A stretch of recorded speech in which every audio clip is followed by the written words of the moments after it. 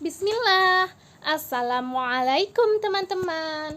Jumpa lagi dengan Ustazah di hari Jumat. Diniyah kita di hari Jumat adalah review sirah nabawiyah yang pernah kita pelajari. Apakah sudah siap?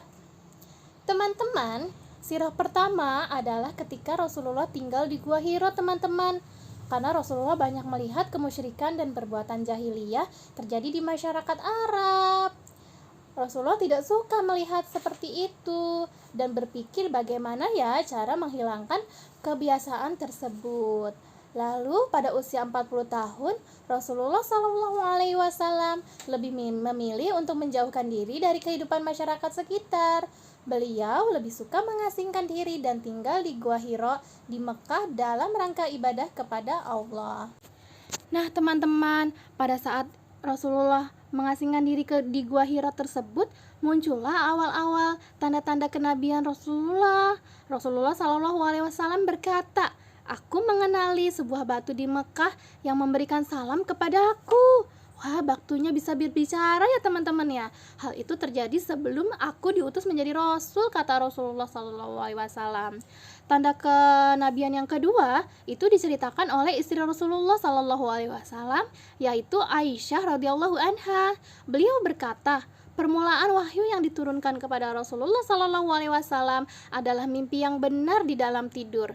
Beliau tidaklah bermimpi melainkan akan menjadi kenyataan, teman-teman. Wahyu pertama teman-teman turunnya ketika Rasulullah SAW berusia 40 tahun 6 bulan melalui perantara malaikat Jibril, yaitu pada tanggal 21 Ramadan atau 21 Agustus tahun 610 Masehi. Nah, cerita turunnya wahyu pertama Nabi Muhammad SAW diceritakan oleh istri beliau, Aisyah binti Abu Bakar As-Siddiq radhiyallahu anhu. Aisyah radhiyallahu anha berkata, ketika Rasulullah SAW menyendiri di Gua Hiro, datanglah seorang malaikat, yaitu malaikat Jibril, kepada Rasulullah SAW. Jibril berkata, teman-teman, bacalah. Beliau menjawab, aku tidak bisa membaca. Malaikat itu memeluk Rasulullah SAW, lalu melepaskannya lagi dan berkata, bacalah. Beliau, Rasulullah SAW menjawab, aku tidak bisa membaca gitu. Malaikat itu kembali memeluk Nabi Muhammad SAW. Lalu Jibril itu melepaskannya dan berkata, bacalah. Lalu Rasulullah tetap menjawab, aku tidak bisa membaca. Malaikat itu kembali memeluk Rasulullah SAW dengan kuat, kemudian melepaskannya, dan malaikat berkata, اقرأ باسم ربك الذي خلق خلق الإنسان من علق اقرأ وربك الأكرم الذي علم بالقلم علم الإنسان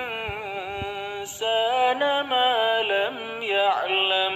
Artinya, bacalah dengan menyebut nama Tuhanmu yang menciptakan. Dia telah menciptakan manusia dari segumpal darah. Bacalah, dan Tuhanmulah yang maha pemurah, yang mengajarkan manusia dengan perantaran kalam. Dia mengajarkan kepada manusia apa yang tidak diketahuinya. Surat Al-Alaq ayat 1-5. Setelah Rasulullah mendengar ayat Al-Quran yang dibacakan oleh malaikat Jibril, Rasulullah SAW pulang ke rumah istrinya Khadijah radhiyallahu anha dalam keadaan menggigil dan mengatakan, selimuti aku, selimuti aku. Khadijah radhiyallahu anha pun menyelimutinya hingga rasa takut Rasulullah SAW hilang, teman-teman. Rasulullah SAW pun menceritakan kejadian yang dialaminya di Gua Hiro. Lalu beliau berkata, saya takut. Sebagai istri yang salihah, Khadijah radhiyallahu anha berusaha menghilangkan rasa takut Rasulullah SAW dan menghibur Rasulullah SAW dengan mengatakan, demi Allah, Allah tidak akan menjadikanmu hina selamanya. Engkau rajin silaturahmi, menolong dan membantu kesulitan orang lain, menghormati tamu, dan engkau selalu menegakkan kebenaran. Khadijah radhiyallahu anha menemui seorang pendeta Nasrani bernama Warakah bin Naufal dan menceritakan apa yang terjadi pada diri Rasulullah Shallallahu Alaihi Wasallam. Warakah berkata, itu malaikat yang diturunkan oleh Allah kepada Nabi Musa alaihi salam. Seandainya aku masih hidup, aku akan membantunya ketika kaumnya mengusirnya. Setelah lewat beberapa hari, wahyu yang kedua turun kepada Rasulullah Shallallahu Alaihi Wasallam. Beliau menceritakan bagaimana wahyu kedua itu turun. أيها المدثر قم فأنذر وربك فكبر وثيابك فطهر والرجز فاهجر. Firman-Nya.